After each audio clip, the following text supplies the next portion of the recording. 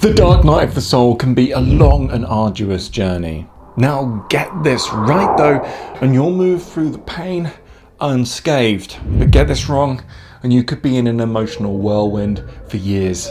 And nobody wants that. So if you're ready to finally do something about this, then I'm here to show you exactly what you can do by downloading about a decade's worth of yogic experience into you in 10 minutes or less. And to do this, I want to unpack 3 key things with you. Firstly, why the hell do these emotions have such a hold over you in the dark night of the soul? Secondly, what's the biggest blind spot that you're not seeing that's keeping you stuck? And then finally, I'm going to share with you exactly what to do and some of the consequences of these blind spots. But let's start by asking the question, well, what is the dark night of the soul? Simply put, the dark night of the soul is a death. It's not a physical death necessarily, more of an ego one. But there's no doubt this experience is painful and can last some time. So what is it really that's dying then? Well, it's an identity, but let's dive deeper into what that really is. Well, simply put, it's an identification with a certain pattern, thought, thing, place, person, the list goes on. Identification essentially with something that isn't yourself. Now, the effect of identifying with something that is not yourself, i.e. a thought, pattern, person, place, or thing, is that you create separation inside of yourself. You leave your seat of real power or presence, or as we call it in our tradition, dynamic stillness, and you go off into the mind, and we ruminate and create into existence a separate sense of self. Now, this separate sense of self has many different facets and aspects to it. We have certain thinking patterns that we're attached to, don't we? And a lot of them were just coping mechanisms from childhood. Now, these are the themes that you've come in to play out in your life. And you notice it, right? Some of them repeat, repeat, repeat. And so the circumstances repeat, repeat, repeat, until we learn. Now, what this mental sense of self gives you is a feeling or a sense of control in this life. And it's this one that's come to die. It's the death in belief of control. But don't worry, that's not such a scary thing. But typically, with a dark night of the soul experience, it comes with incredibly painful emotions. So let's find out exactly what stops you from moving forward in your dark night experience. Let's find out why the hell these emotions feel so strong and overwhelming. Have you ever wondered why it feels like you can't control your emotions in the dark night of the soul? Why those waves of grief, panic, anxiety just take over you and leave you feeling wildly out of control? See, in my first dark night of the soul experience, I would have waves of emotion and this twisting knot in my belly come and deal what felt like lethal blows to my system. And the sadness was so primal, so deep. I just didn't know what to do with it. And the whole experience felt incredibly overwhelming. Not to mention that my mind would also then project that I was going to feel the way that I'm feeling right now for the rest of my life. But herein lies the paradox. Because we've all heard that saying, resistance equals persistence. And what that means is what I resist persists. So if I'm resisting these strong sensations in my body, which is what an emotion is, by the way, just a strong sensation, they will persist. So anything that is other than total acceptance of what is actually resistance. And what you're really resisting is your natural self, your connection to life. Now, by resisting your emotion, you're resisting part of yourself, you're rejecting yourself, you're abandoning yourself. And it's crazy how subtle our avoidance tactics can get, isn't it?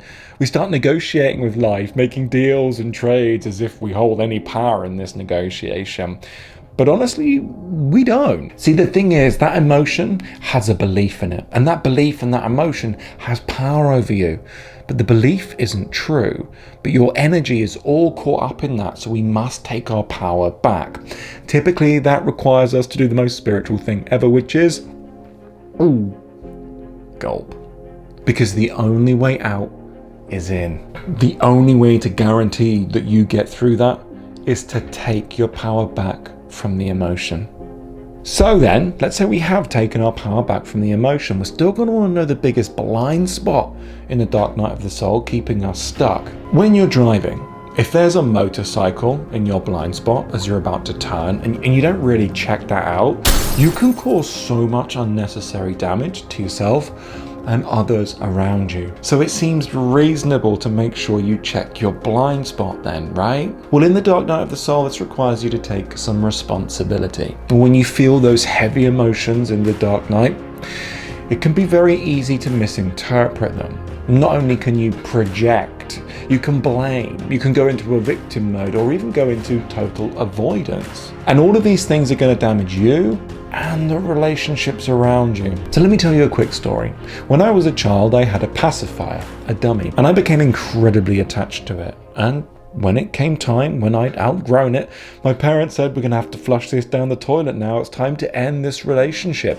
You're too grown up for this now. And I cried, I sobbed, because it was my first emotional connection with something I had identified with outside of myself. Now, all of these tendencies inside of yourself, projection, blame, victim, avoidance, they're all protection mechanisms that kept you safe. Most of the times they were tactics and techniques to get you what you wanted, usually in childhood, because you didn't feel, or you were shown perhaps, that you couldn't meet your needs, or you weren't able to get your needs met without manipulation. But these protection mechanisms, you're so intimately attached to because they're part of us. They're part of our protective identity. You identify with these protection mechanisms. They've become you in a sense, and they speak to you in your mind as you. So as these identities become challenged and you begin to come to the realization through your own pain that you no longer want to operate from these protection mechanisms anymore, as that identity begins to die, and the grief begins to set in, and you start to see the real reason of the dark night of the soul, the thing that was in your blind spot all along. And it's that you weren't operating holistically from a whole space.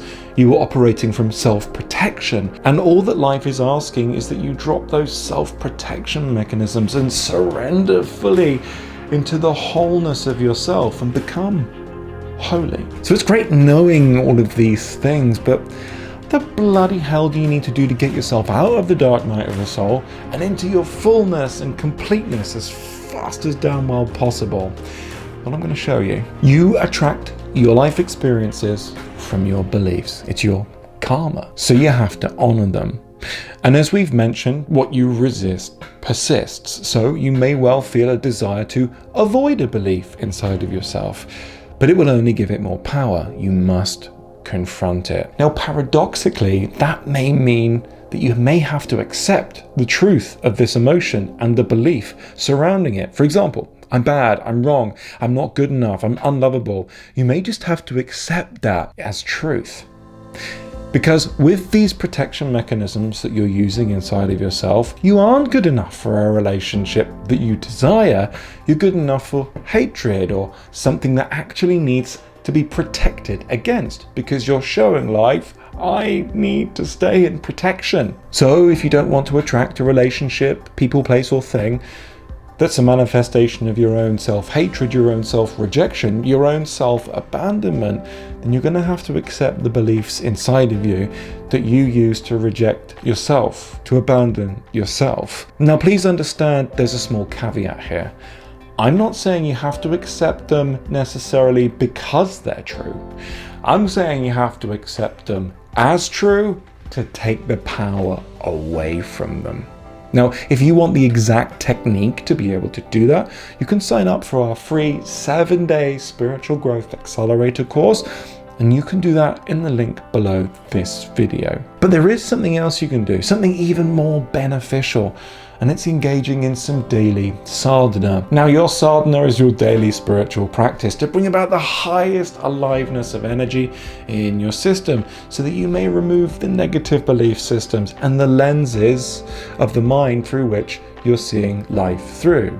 Because if you gain control of your energies, you can gain control of your life.